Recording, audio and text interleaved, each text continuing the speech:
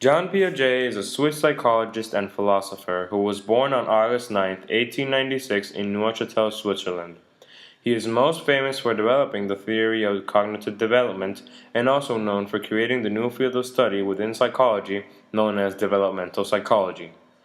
Through his studies, he was able to identify four different stages of mental development, known as schemas, which are recognized and evaluated in today's society.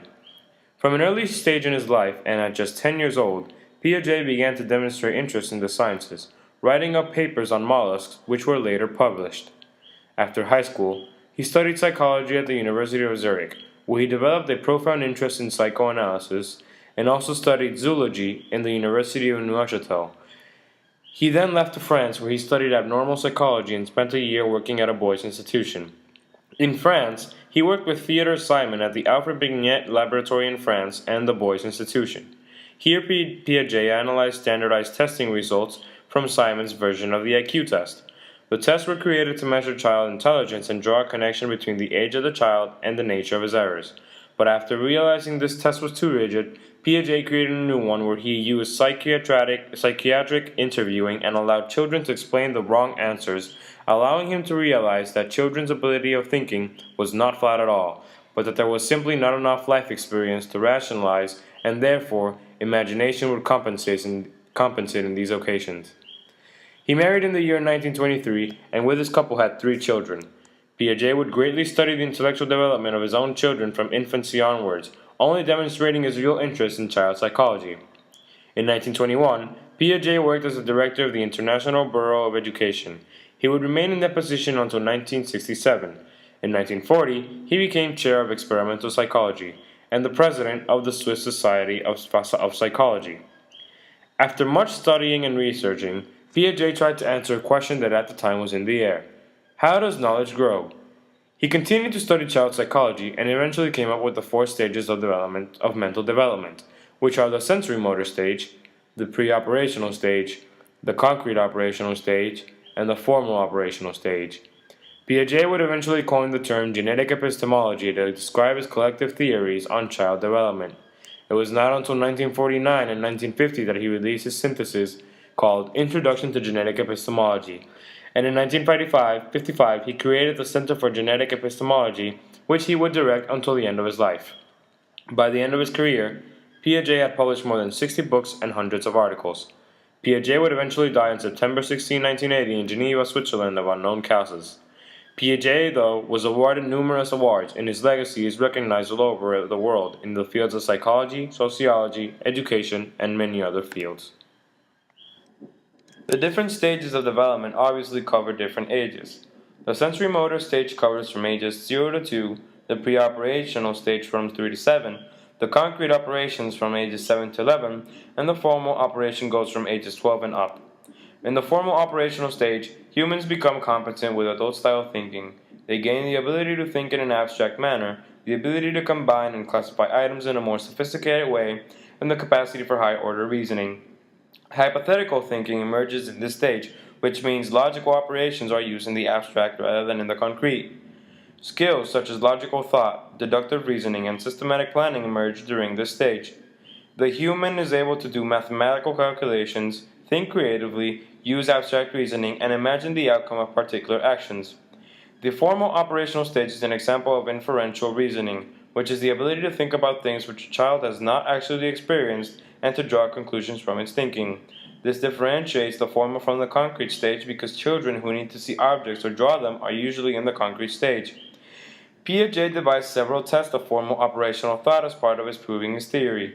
One was the third eye problem, which his children were asked where they would put an extra eye if they were allowed to have one. 9-year-olds answered the eye should be on the forehead, while 11-year-olds were more creative, saying the eye should go in other parts such as the hand. Another was the pendulum string experiment, where children had to consider different variables in order to determine which factor was the most important in affecting the speed of the pendulum. Children in the formal stage approached the task testing one variable at a time, but younger children tried various variables at the same, leading up to getting the wrong answer.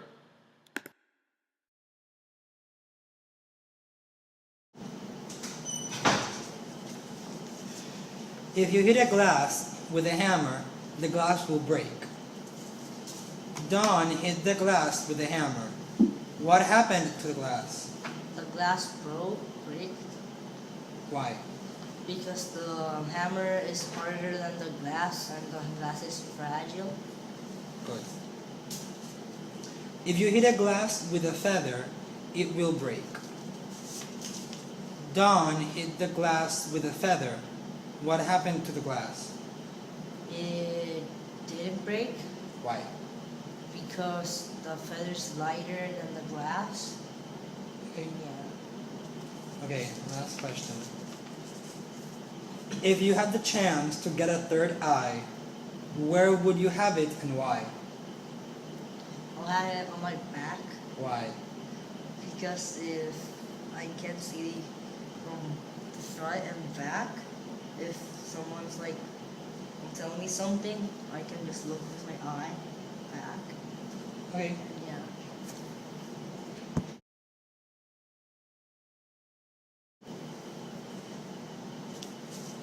If you hit a glass with a hammer, the glass will break. Don hit the glass with a hammer.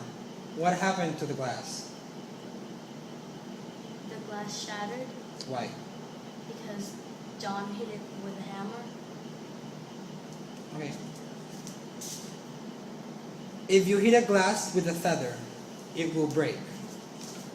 Don hit the glass with a feather. What happened to the glass? Nothing Why?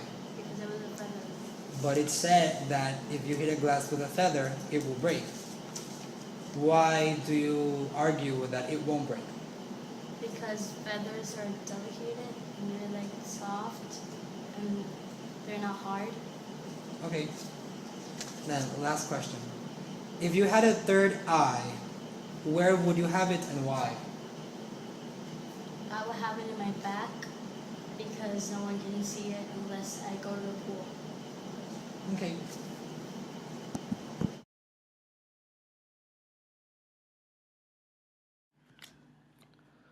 The video that you guys just saw, you witnessed an experiment with a 13-year-old boy and a 12-year-old girl. In this experiment, an interviewist asked these kids two questions. The first question had to do with a feather. It stated that if a sledgehammer hits a glass, the glass would shatter. It also stated that if a feather hits the glass would also shatter. The question was that if someone were to come and hit the glass with this feather, whether or not it would break. The 13-year-old boy answered that yes, it would break, following the hypothetical rules in this hypothetical world. The 12-year-old girl answered that obviously it wouldn't break. She wasn't following the rules, she was following the real life rules. This shows that the 13-year-old boy is already in the formal stage, and that the 12-year-old girl was not in this stage yet, and she was in the concrete stage. The second question was about a third eye. If you had a third eye, where would you place it? The 13-year-old boy answered that he would place it in the back of his head, logically so that he could see behind him. The 12-year-old girl answered that she would put it in her back. She answered this saying that she would put it there so that no one could see it. The boy's answer was the most logic one, and the girl's was the most creative. This was unexpected for us because what we expected was for the person that was in the formal stage to have the most creative answer, when it was the exact opposite. The 12-year-old girl had the most creative answer. What we could see from this is that possibly this question is not the best question to answer whether or not this person is creative or who's more creative. Therefore, we cannot use this question to determine whether who is in which stage. In conclusion, we determined that the 13-year-old boy is in the formal stage and that the 12-year-old girl is in the concrete stage.